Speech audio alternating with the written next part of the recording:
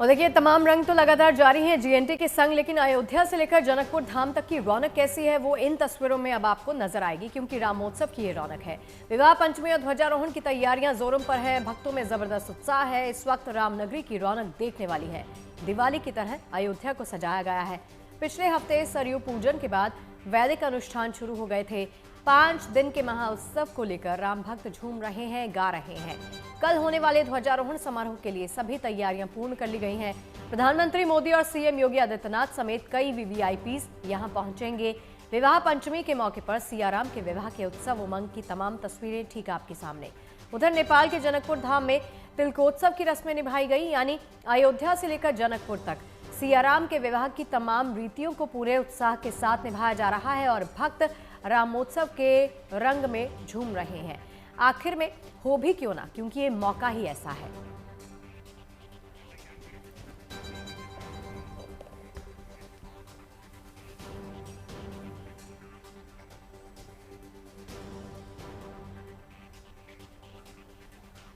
और अब सीधी तस्वीरें अयोध्या की आपको दिखाते हैं कि कैसी तैयारियां कल के कार्यक्रम को लेकर हो रही है। गुंजन हमारी सहयोगी सीधे अयोध्या से हमारे साथ जुड़ गई है। गुंजन, अभी अयोध्या में आप कहां पर मौजूद है?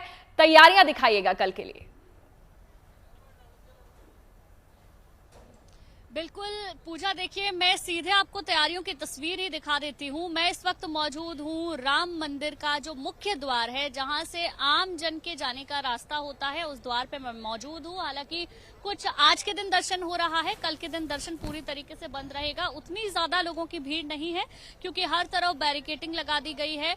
इतनी बड़ी संख्या में लोग यहाँ पर नहीं आ रहे हैं, लेकिन कल का जो दिन है वो बहुत ज्यादा खास हो जाता है। मैं पहले इस मुख्य द्वार को आपको दिखाना चाहूंगी, किस तरीके से इस पूरे द्वार को सजाया गया है। भगवान राम, हनुमान की जो मूर्ति है उसे मंदिर के मुख्य द्वार पर उकेरा गया है। फूलों से भव्यता इसको दी जा रही है। और सबसे खूबसूरत तस्वीर यहाँ पर मैं आपको दिखाना चाहूंगी। यहाँ पर लिख रहा है, हम राम जी के हैं और राम जी हमारे हैं। ये लगने वाला है यहाँ मुख्य द्वार पर। अभी इसको तैयार किया जा रहा है। गुलाब के फूल हैं, इसके अलावा गेंदे के फूल हैं, चंपा के फूल हैं, जिनसे इसको सजाया जा रहा है। तो इस तरीके से कार्यक्रम जो कल होना है उसकी तैयारियों को आज अंतिम रूप दिया जा रहा है। इन तस्वीरों के साथ ही मैं आपको बता दूं, राम जन्मभूमि और आसपास के एरिया की सिक्योरिटी को बढ़ा दिया गया है। हेलीकॉप्टर से पूरे एरिया में निगरानी रखी जा रही है। एटीएस कमांडो और सीआरपीएफ के जवानों ने पूरे मंदिर परिसर को घेर रखा है। मंदिर सुरक्षा में 5 लेयर लगाए गए हैं। कल भी जब हम दर्शन के लिए गए थे तो अलग अलग जगह पर चेकिंग वहां पर की जा रही है। SPG, NSG, ATS, CRPF, PAC के जवान इसमें शामिल हैं। यूपी पुलिस और स्पेशल सिक्योरिटी फोर्स की टीम भी यहां पर लगी हुई है। अब बात उन लोगों की भी कर लेते हैं जिनको कल आमंत्रण दिया गया है। जो एक खास लिस्ट है वो अभी तक सामने नहीं आई है, लेकिन समारोह में उन 100 दानदाताओं को भी आमंत्रित किया गया है जिन्होंने राम मंदिर निर्माण के वक्त में 2 करोड़ से ज्यादा का दान दिया था। हालांकि इसमें एक ये भी है कि शंकराचार्यों को इस बार नहीं बुलाया गया है। आम श्रद्धालु यहाँ पर पहुंच रहे हैं। कल का दिन बहुत ज्यादा खास है और उसके लिए तैयारियों को लगभग अंतिम रूप दिया जा रहा है। कल मंदिर पर फहराने वाला धर्म ध्वज जो कल फहराया जाएगा वो जन्मभूमि पहुंच चुका है। प्रधानमंत्री कल 191 फीट ऊंचे शिखर पर पहली बार ध्वज फहराएंगे और वो पल हर एक सनातनी के लिए बहुत ज्यादा खास होने वाला है। संघ प्रमुख मोहन भागवत भी यहाँ पर आ रहे हैं। कथावाचक देवकीनंदन ठाकुर जी यहाँ पर पहुंच चुके हैं। कल वो मौजूद रहे और कल तक रहेंगे। और इसके साथ साथ तमाम साधु संत यहाँ पर आ रहे हैं और उनके आने का जो सिलसिला है वो कल से ही शुरू हो चुका है। तो अब जैसे जैसे कल का पल, कल का वो क्षण नजदीक आ रहा है, हर किसी के दिल की धड़कनें बढ़ती जा रही हैं, क्योंकि एक वो पल था जब प्राण प्रतिष्ठा हुई थी। तब बड़ी संख्या में लोग यहाँ पर पहुंचे थे। उस वक्त पहली झलक रामलला की हमने देखी थी। उसके बाद राम दरबार सजा और अब वो पल जब ध्वज फहराया जाएगा तो ये जीत होगी सनातन की। धर्म ध्वज इसीलिए उसको कहा जाता है। एक लंबा इंतजार राम मंदिर को लेकर हम सब ने किया है और जब मंदिर पूरी तरीके से इसका निर्माण संपन्न हो जाएगा तो वो ध्वजा पूरे देश भर में ये संदेश देगी किस तरीके से धर्म का विस्तार हो रहा है। सनातन को हम और ज्यादा समझ रहे हैं। आप लोग कहाँ से हैं? हम गुजरात पोरबंदर से। दर्शन हुए आपको? बहुत अच्छी तरह से हुए, बहुत अच्छी तरह से, बढ़िया। कैसा लग रहा है यहाँ पे? बहुत मस्त लग रहा है। भगवान साक्षात है, विराजमान है, ऐसा लग रहा है। माता जी, तकलीफ नहीं हुई आने में? कैसे आए आप लोग? गाड़ियाँ तो बंद है। जरा भी तकलीफ नहीं, मैं ऑटो में आया, ऑटो से पर जरा भी तकलीफ नहीं है, यहाँ भी भीड़ नहीं है, आराम से दर्शन किया, बहुत मजा आई। सबका व्यवहार बहुत अच्छा रहा और हम तो ट्रेन में आए हैं और यहाँ रुके हुए हैं। हमारी रामधुन कंटिन्यू चल रही है अभी 10 दिन की अखंड रामधुन, और यहाँ पे हम दर्शन करने 2 बार आए, पर बहुत अच्छी तरह सबका व्यवहार बहुत अच्छा रहा। तो देखिए यहाँ पर व्यवस्थाएं सुचारू हैं, यही आपको लोग कहते हुए नजर आएंगे। कुछ लोग यहाँ जनकपुर से भी आए जिनसे शगुफ्ता पूजा हमने बातचीत भी की, तो आधे लोग तो जनकपुर में मौजूद हैं और जो शाम तक यहाँ पहुंच जाएंगे, क्योंकि विवाह पंचमी भी है, भगवान राम और माता सीता का विवाह का आयोजन भी होगा। तो कुछ लोग तो जनकपुर में है जहाँ तिलकोत्सव की रस्म निभाई गई है, और कुछ लोग यहाँ पर आ गए हैं बाराती के तौर पर भगवान राम के घर पर, यानी कि अयोध्या नगरी में। शगुफ्ता, गुंजन, मुझे ना अभी भी वो तस्वीर ताज़ा है जहन में। रविवार का दिन था, सुबह के 6 बज रहे थे, कैमरा के इस पार मैं थी और कैमरा के उस पार आप थी, अयोध्या नगरी ही थी। 2 साल का ये वक्त और 2 साल का देखिए इंतज़ार किया है सभी ने। वैसी ही तस्वीरें हैं, लेकिन आप वहां पर पहुंची हैं कवरेज करने के लिए, और कितना बदला हुआ स्वरूप आपको अयोध्या का नजर आया है, क्योंकि ये कवरेज आपने की है, आपके दिल के बहुत करीब रहा है ये सब, मैं जानती हूं इसको। कितना बदला सा स्वरूप है, और वहां पे जो अयोध्या वासी हैं उनके दिल में क्या है, वो कैसा फील कर रहे हैं इस वक्त? बिल्कुल, देखिए शगुफ्ता, आपने बदले स्वरूप की बात की, तो मैं आपको बता दूं, जिस वक्त मैं प्राण प्रतिष्ठा के लिए आई थी तब जो मंदिर के आसपास का एरिया है वो अच्छे से बना हुआ था, लेकिन जो थोड़ा सा दूर जो फैजाबाद रोड है वहां पर पूरी तरीके से वो रोड खुदा हुआ था, बिल्कुल भी डेवलपमेंट नहीं थी। तो यहाँ पर इस बार मैं जब आई हूँ तो पक्की सड़कें बन चुकी हैं, मतलब आने जाने में आपको किसी तरीके की कोई दिक्कत नहीं हो रही है। मंदिर का जो एरिया है, जैसे हम राम पथ कहते हैं, जहां से होकर मंदिर के लिए आते हैं, वो खूबसूरत सजाया गया है। लता चौक जो आकर्षण का केंद्र है अयोध्या में, वो खूबसूरत नजर आ रहा है। जगह जगह पर होर्डिंग्स लगाई गई हैं प्रधानमंत्री के आगमन को लेकर और कल के कार्यक्रम को लेकर। फूलों से अलग अलग जगह पर सजावट की गई है। रात के समय में दृश्य और भी ज्यादा खूबसूरत हो जाता है। तो ये तो रही बदलाव की बात, और सबसे बड़ी बात यह है कि प्राण प्रतिष्ठा के टाइम पे आम लोगों की संख्या बहुत ज्यादा थी, क्योंकि इंतजार बहुत लंबा था। तब से लेकर अब तक मुझे लगता है देश भर में बहुत कम ही लोग ऐसे रहे होंगे जो दर्शन करने नहीं आए होंगे, जो एक ज्यादा आयु वर्ग के हैं, जिन्होंने ज्यादा इंतजार किया है मंदिर के बनने का। लगभग पूरे देश भर से लोग यहाँ पर आए, उन्होंने यहाँ पर दर्शन किए हैं। तो एक तो संख्या में थोड़ी सी कमी है, अभी इतने ज्यादा लोग यहाँ पर नजर नहीं आ रहे हैं, लेकिन आस्था, भक्ति, श्रद्धा, वो चाहे अयोध्या वासियों की हो या जो दूर से आने वाले लोग हैं उनकी हो, वो हर दिन बढ़ती जा रही है। क्योंकि पहले तो सिर्फ राम लला आए थे, अब राम दरबार भी सज चुका है। और यकीन मानिए शगुफ्ता, कल जब मैंने वहां पर दर्शन किए, अद्भुत प्रतिमा है। राम दरबार इतना खूबसूरत है कि आप बस उसे देखते ही रह जाइए। और अब जब कल धर्म ध्वजा फहराएगी तो उससे ये पूर्ण हो जाएगा कि अब मंदिर पूरी तरीके से बन चुका है और राम नाम का ध्वज ऊपर लहरा चुका है। ध्वज के बारे में भी मैं आपको बता दूं, त्रिकोणीय ध्वज रहने वाला है। सूर्य की आकृति उसमें बनी हुई है, सूर्य बना हुआ है, उसके ठीक बीच में ओम का चिन्ह लगा हुआ है। तो शास्त्रीय ढंग से ध्वज को तैयार किया गया है और वो ध्वज मंदिर प्रांगण में पहुंच भी चुका है, जिसे कल फहराया जाएगा। शगुफ्ता, अच्छा गुंजन, ये भी बताइएगा कि कल के कार्यक्रम में प्रधानमंत्री नरेंद्र मोदी के अलावा कौन कौन से वो अतिथि होंगे जो शामिल होने वाले हैं?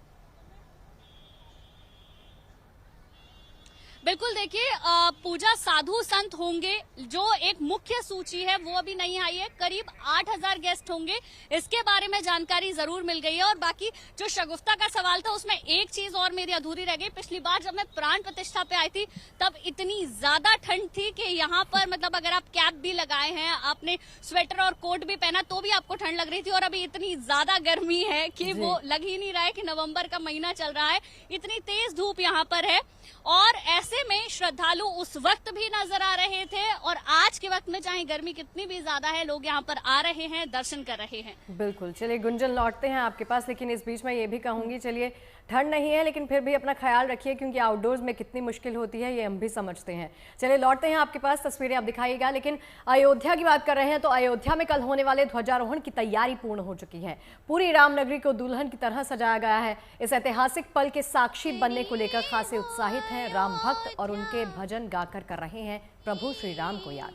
रघुकुल सागराना हो, चरण हो राघव के जहाँ मेरा ठिकाना हो, चरण हो राघव के जहाँ मेरा ठिकाना हो, कौशल्या माई हो,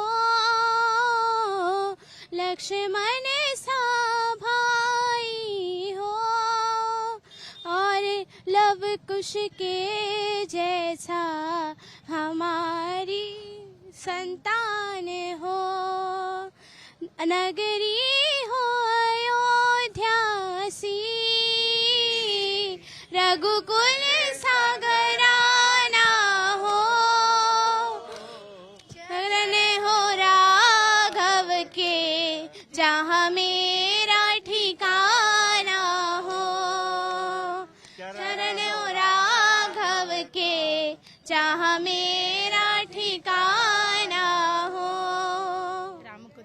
राम को देख कर श्री जनक नंदिनी, राम को देख कर श्री जनक नंदिनी, बाग में जा खड़ी की खड़ी रह गई, राम दे देख कर श्री जनक नंदिनी, राम को देख कर श्री जनक नंदिनी, बाग में जा खड़ी की खड़ी रह गई, राम देखे सिया माँ सिया राम को, राम देखे सिया माँ सिया राम को, चार हाथ पे खड़ी थी खड़ी रह गई, राम को देख कर श्री जनक नंदिनी, बाम को देख कर श्री जनक नंदिनी, बाग में जा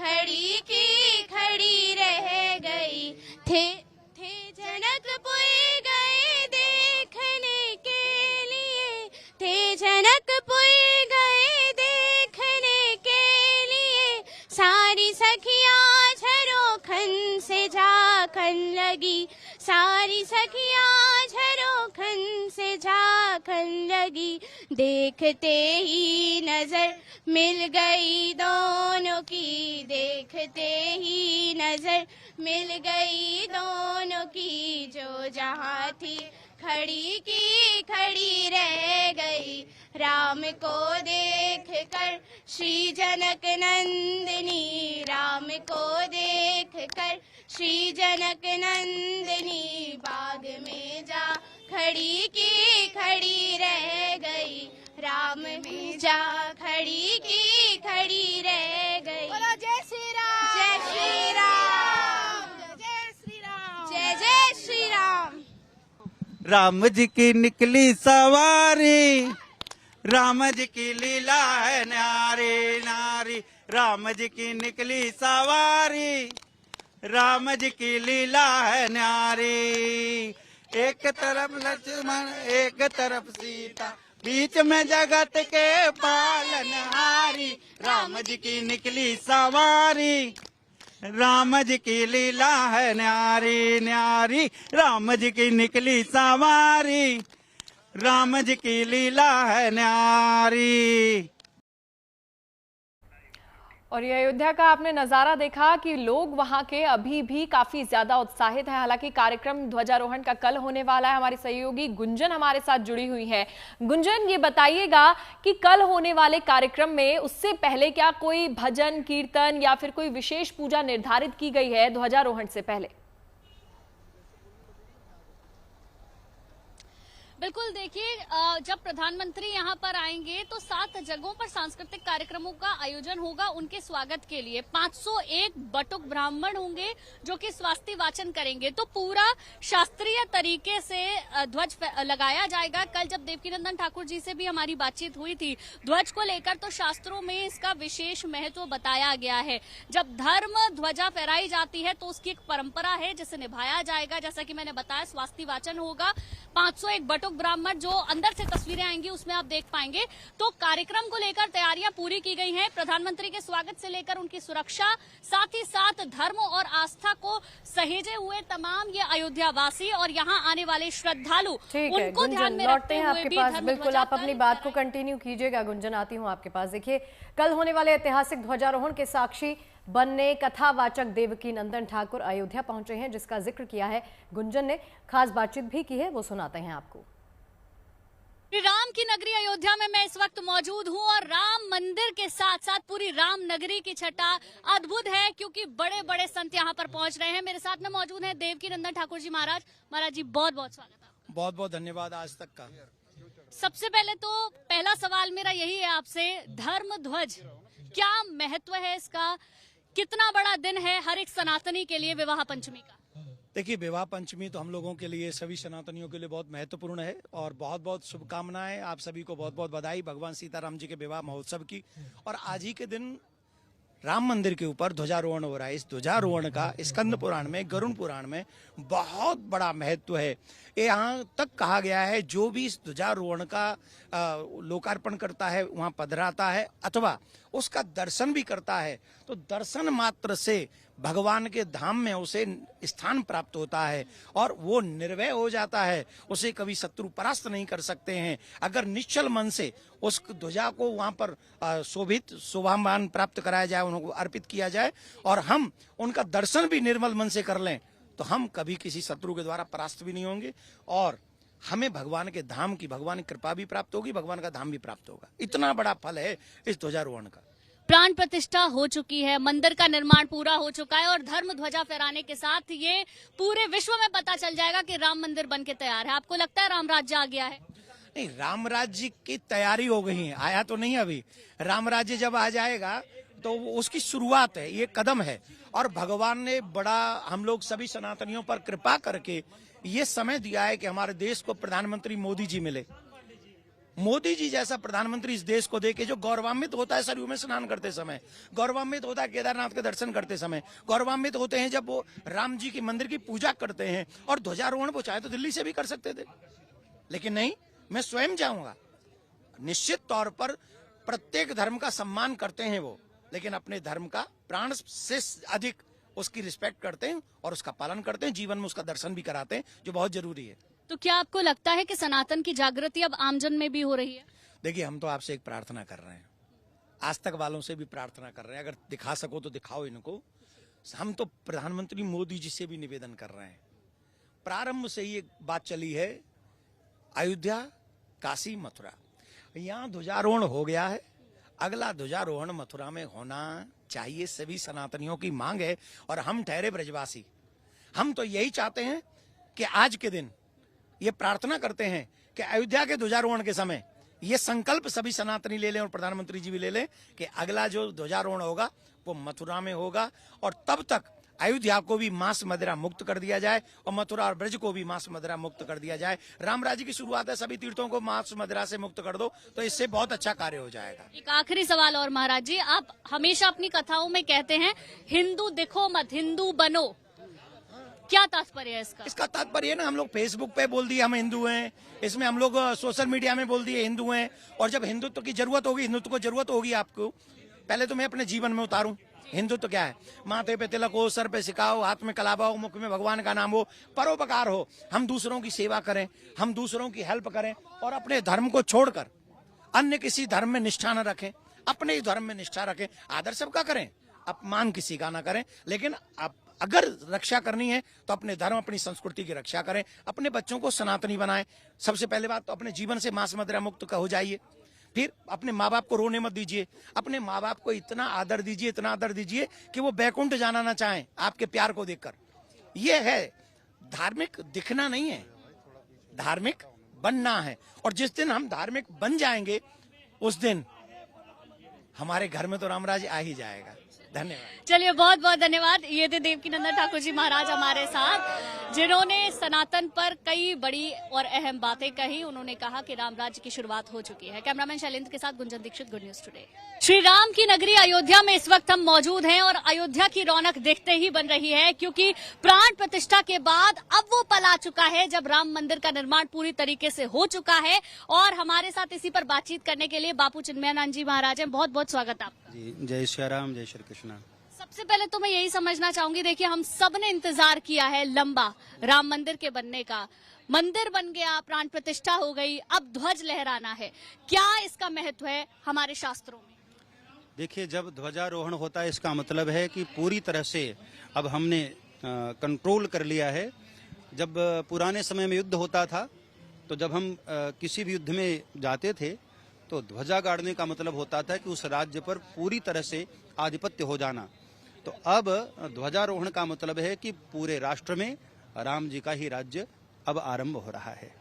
अब राम राज्य तो यहाँ पर आ चुका है। बदलती हुई अयोध्या आपको कैसी लग रही है और क्या आपको लग रहा है धर्म का विस्तार जिस तरीके से हो रहा है, जितना युवा हर आयु वर्ग का व्यक्ति धर्म के प्रति अग्रसर हो रहा है, आने वाला भविष्य आप कहाँ देख रहे हैं? आने वाले भविष्य में मैं ये देख रहा हूँ कि बहुत जल्दी अब हमारा देश पुनः विश्वगुरु बनने वाला है। जैसा कि चक्रवर्ती सम्राट इसी देश में हुआ करता था, दुनिया के किसी भी देश में चक्रवर्ती सम्राट नहीं हुआ। तो अब वो समय फिर से वापस आ रहा है जब हमारा देश पूरी दुनिया का नेतृत्व करेगा। तो क्या हम माने कि राम राज्य आ चुका है? राम राज्य का आरंभ हुआ है, अभी पूरी तरह से राम राज्य नहीं आया है। ध्वजारोहण के बाद राम राज्य की शुरुआत हो जाएगी। महाराज जी, देखिए यहाँ पर हम जब आते हैं तो रामलला के दर्शन भक्त करते हैं, रामलला को भी देखते हैं, राम दरबार भी अब सज चुका है। क्या सीखे हैं हम बाल राम के जीवन से भी और राम दरबार से भी? देखिए, भगवान राम के जीवन से हमें यही सीखना है कि हमारे द्वारा किसी का अहित ना हो। रावण का भी भगवान अहित नहीं चाहते थे।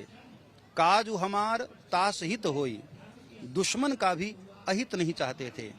हम सभी हिंदू लोग, सनातन धर्मावलंबी लोग यही स्वभाव रखते हैं कि हम किसी का अहित नहीं चाहते हैं। सिर्फ हमें अपनी मर्यादा, हमें अपना धर्म, हमें अपने संस्कार बचाने का हमारा पूरा अधिकार है। तो भगवान के चरित्र से हम एक तो ये सीखें। दूसरी बात ये कि युवा बहुत जल्द परेशान हो जाता है, घबरा जाता है, अधीर हो जाता है।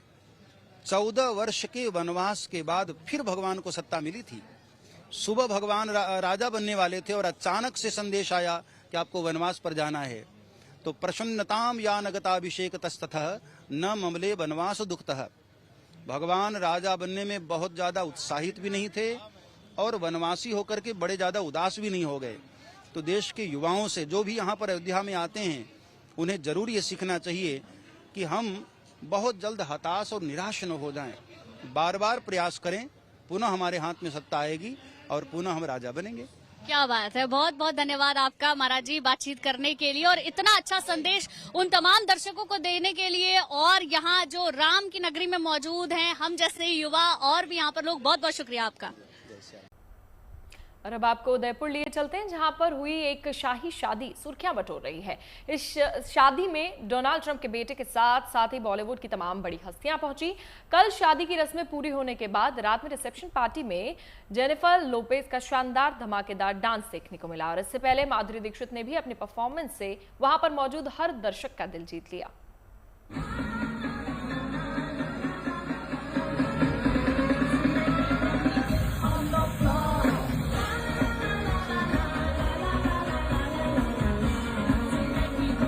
उदयपुर की शाही शादी, जहां लगा दुनिया भर के सितारों का मेला।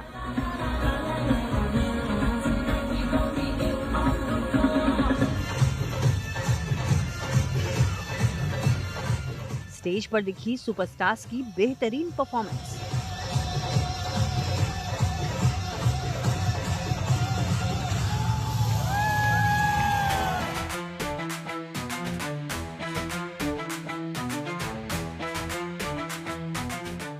शानदार लोकेशन, शाही अंदाज, दुनिया भर के सितारों का जमघट और रंगारंग कार्यक्रम। शादी के समारोह का हर पल बेहद खास था।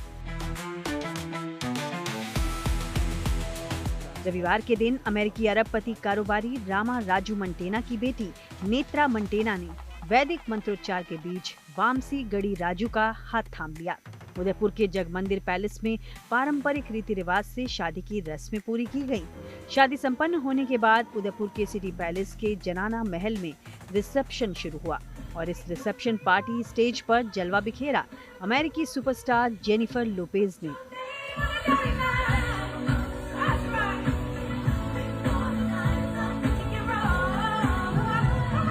अपने सुपर हिट गानों की स्टेज परफॉर्मेंस से जेनिफर ने लोगों का दिल जीत लिया। जेनिफर ने दूल्हा दुल्हन को अपने अंदाज में बधाइयां भी दी।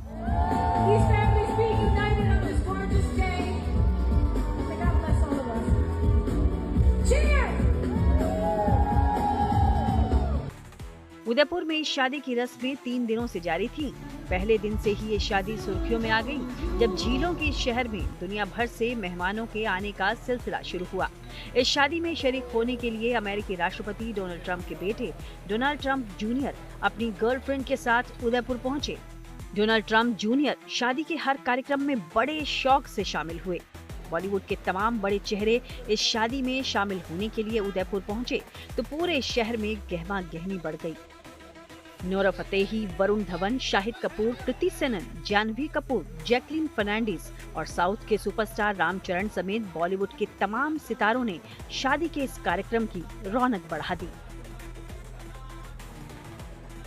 शुक्रवार को ताज लेक पैलेस में हल्दी की रस्में हुई, जहां सभी मेहमान पीले कपड़ों में नजर आए। हल्दी की रस्म के बाद रात में बॉलीवुड स्टार्स की स्टेज परफॉर्मेंस हुई। करण जौहर और सोफी चौधरी ने इस कार्यक्रम को होस्ट किया। इस कार्यक्रम में दुल्हा दुल्हन ने भी वेस्टर्न म्यूजिक पर डांस किया।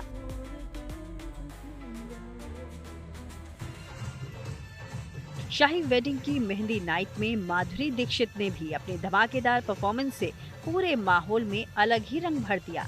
माधुरी की धमाकेदार एंट्री होते ही तालियां गूंज उठी।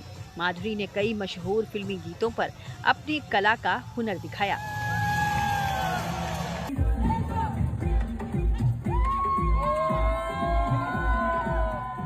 इस शादी समारोह में मेहंदी और संगीत नाइट रही नोरा फतेही के नाम। मानक चौक पर हुए इस कार्यक्रम में नोरा ने अपनी धमाकेदार परफॉर्मेंस से मेहमानों का दिल जीत लिया। मेहमानों के बीच पहुंचकर नोरा ने सभी को थिरकने पर मजबूर कर दिया। इस शादी समारोह में 3 दिनों तक झीलों का शहर दुनिया भर के सितारों से जगमगाता रहा। इस रॉयल वेडिंग ने भारत ही नहीं बल्कि पूरी दुनिया में सुर्खियां बटोरी और इस शाही शादी को इस साल की सबसे महंगी शादी कहा जाने लगा। उदयपुर से पंकज शर्मा के साथ bureau report, good news today. Baahubali fame Prabhas की मोस्ट अवेटेड फिल्म स्पिरिट की शूटिंग शुरू हो गई है। रविवार को इस फिल्म के मुहूर्त सेरेमनी में फिल्म की स्टारकास्ट शामिल हुई, लेकिन फिल्म के हीरो प्रभास शामिल नहीं हुए। डायरेक्टर ने उनके हाथ में लिए क्लैप बोर्ड की तस्वीर दिखाई, लेकिन प्रभास का चेहरा तब भी नहीं दिखाया और तभी इसे लेकर सोशल मीडिया पर चर्चा शुरू हो गई कि आखिर क्यों प्रभास का लुक रिवील नहीं किया गया। साउथ सुपरस्टार प्रभास की मोस्ट अवेटेड फिल्म स्पिरिट की शूटिंग आखिरकार शुरू हो गई। रविवार को एक ग्रैंड पूजा सेरेमनी के साथ पूरी टीम ने शूटिंग शेड्यूल की शुरुआत की। साउथ के दिग्गज एक्टर चिरंजीवी ने स्पिरिट का मुहूर्त किया, जिसमें फिल्म की लीड एक्ट्रेस तृप्ति डिमरी और एनिमल कबीर सिंह जैसी सुपरहिट फिल्में देने वाले डायरेक्टर संदीप रेड्डीवांगा भी मौजूद रहे, लेकिन प्रभास कहीं नजर नहीं आए।